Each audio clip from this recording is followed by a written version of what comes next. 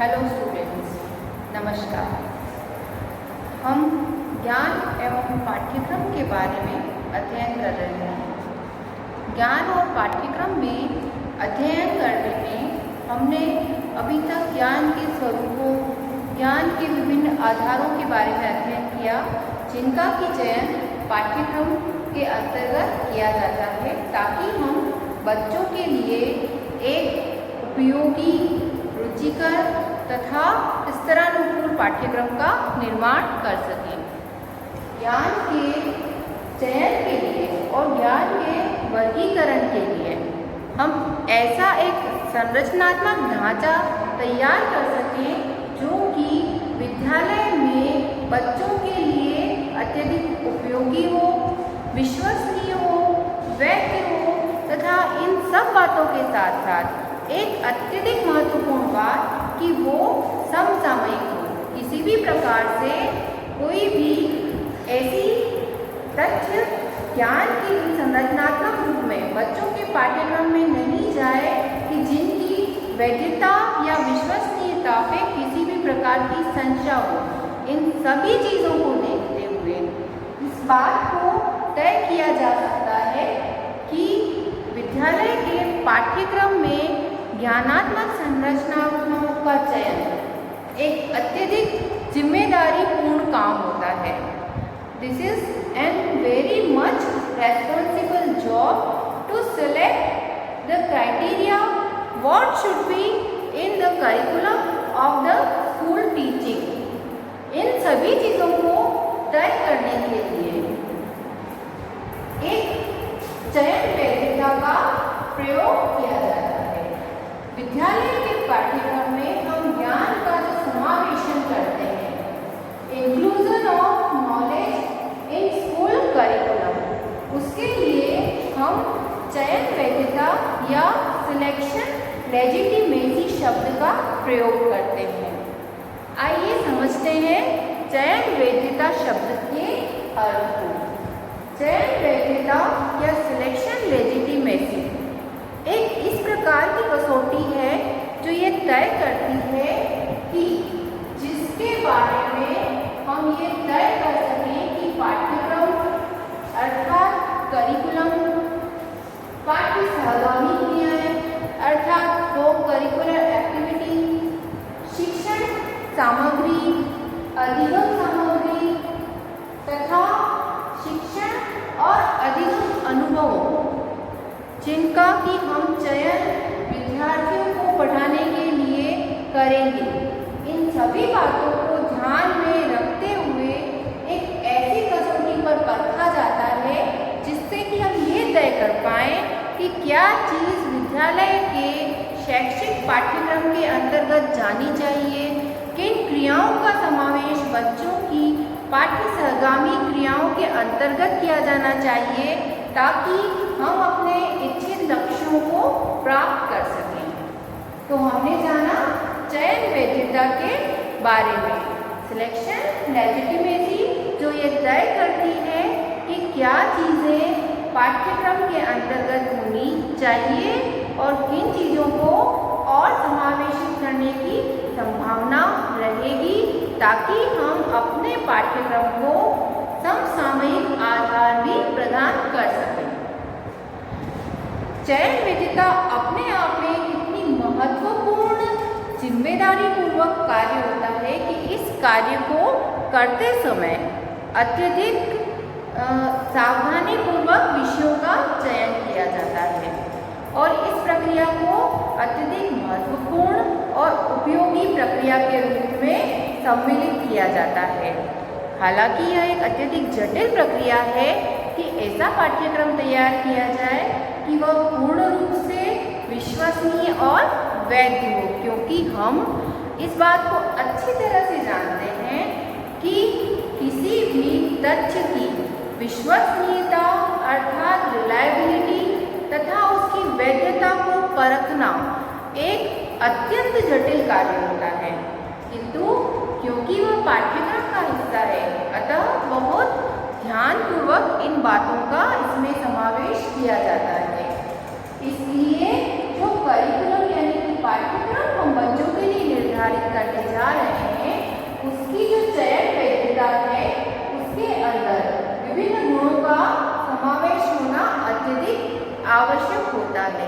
आइए उनकी चर्चा करते हैं। Useful process. चयन विधिता अपने आप में एक अत्यंत उपयोगी और जटिल प्रक्रिया होती है। हमें अपने पाठ्यक्रम को ऐसा बनाना है कि जिसके अंदर हम प्रत्येक तथ्य विषय वस्तु का समावेश बच्चों की उपयोगिता को आधार बनाकर करें। अतः यह एक अत्यंत उपयोगी प्रोसेस होता है, प्रक्रिया होती है, जिसके द्वारा कि पाठ्यक्रम को निर्धारित किया जाता है। Process of curriculum formation. चयन विधिता एक ऐसी प्रक्रिया है जो कि हमें आधार प्रदान करती है विभिन्न विषयों तथा विषय वस्तुओं के किसी भी पाठ्यक्रम में सिलेक्शन के लिए। इसलिए हम ये कह सकते हैं कि selection legitimacy is the process of curriculum formation. निश्चित रूप से एनसीएफ में जो पाठ्यक्रम संरचना के बारे में ढांचा दिया गया है, उसमें पाठ्यक्रम तैयार करने के लिए इस लेजिटिमेसी का ध्यान में रखा जाना अत्यधिक आवश्यक होता है। Process of um completion. चयन विधिता कितनी महत्वपूर्ण है, इस बात का अंदाजा इसी बात से लगाया जा सकता है कि हम अपने पाठ्यक्रम को उद्देश्यपूर्ण तभी बना पाएंगे कि उसमें डाली गई पाठ्य सामग्री और पाठ्य गतिविधियाँ दोनों ही बहुत अधिक उपयोगी हों और हमारे उद्देश्यों को पूर्ण करने में समर्थ हों।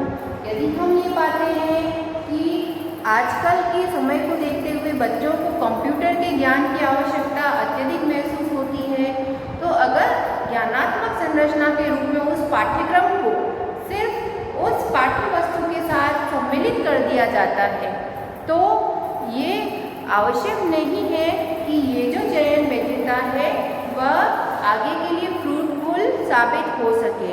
ऐसा क्यों? क्योंकि उसके लिए इस चीज़ को कई आधारों पर परखा जाना चाहिए।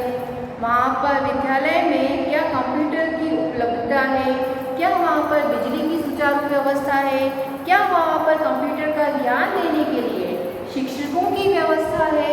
इन सभी चीज़ों के बिना सिर्फ पाठ्यक्रम में थ्योरेटिकल रूप से लंबे लंबे कंसेप्ट के रूप में कंप्यूटर का ज्ञान डाल देना कभी भी सार्थक नहीं हो पाएगा। अर्थात ये चयन किया जाता है कि पाठ्यक्रम का हिस्सा कंप्यूटर के ज्ञान को किस लेवल पर आकर बनाया जाए। आइए आगे देखते हैं। The selection legitimacy is a contemporary process। जैसा कि हम जानते हैं कि किसी भी चीज़ का चयन समसामयिक आधारों की पुष्टि के बिना अनुपयोगी साबित हो सकता है। बहुत से ज्ञान की ऐसी संरचनाएं, ऐसे तथ्य हैं कि समय के साथ उनका महत्व जाता रहा और अब उनको पाठ्यक्रम में डालना बच्चों का सिर्फ समय व्यर्थ करना है।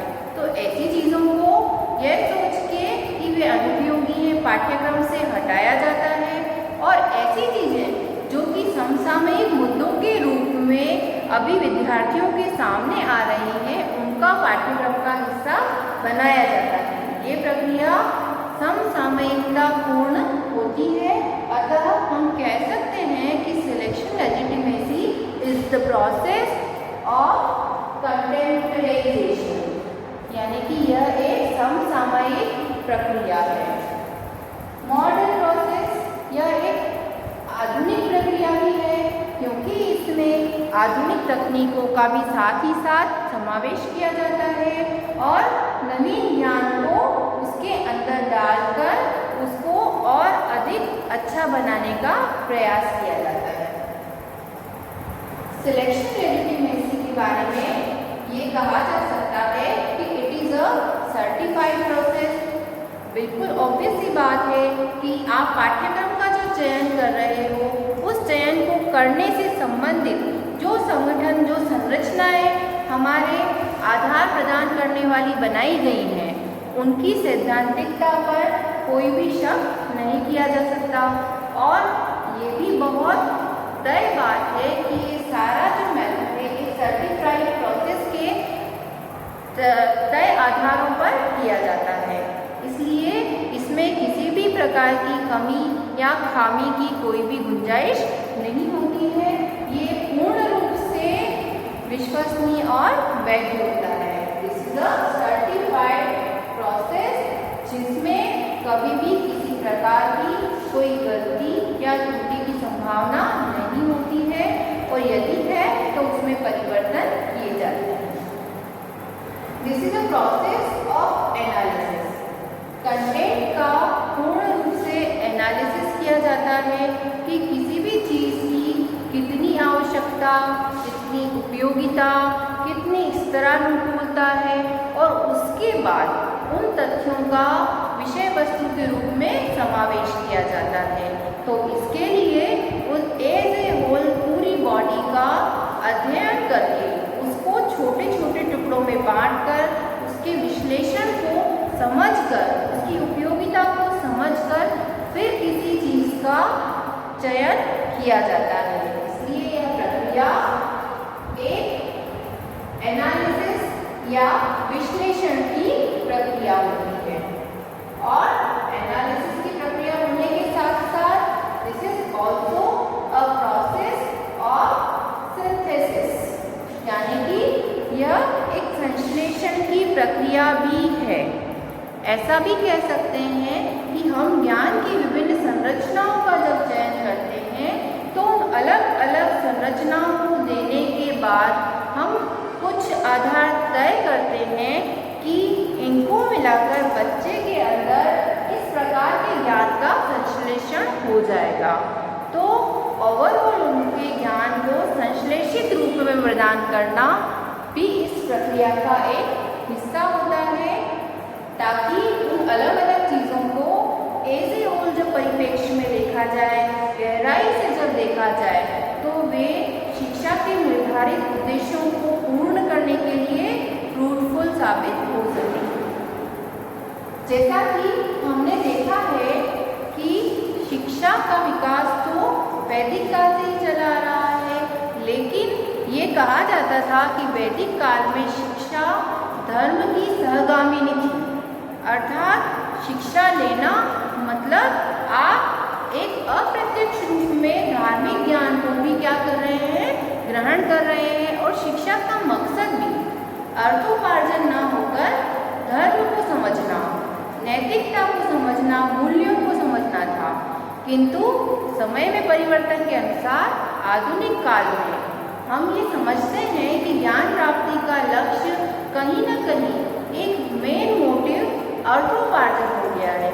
बच्चों के द्वारा उन्हीं विषयों को पढ़ने में रुचि ली जाती है जिनका सीधा संबंध अर्थोपार्जन से होता है। तो इन बातों को भी ध्यान में रखते हुए बच्चों के अंदर ज्ञान की ऐसी संरचनाओं का विकास करना कि वे ज्ञान के मूल्यों को, आदर्शों को भी समझ सकें तथा उनके द्वारा प्राप्त ज्ञान वैश्विक स्तर तक उनके लिए उपयोगी हो सके, उनके लिए धनोपार्जन का भी साधन बन सके और उनके लिए उनकी उद्देश्य पूर्ति का भी साधन बन सके।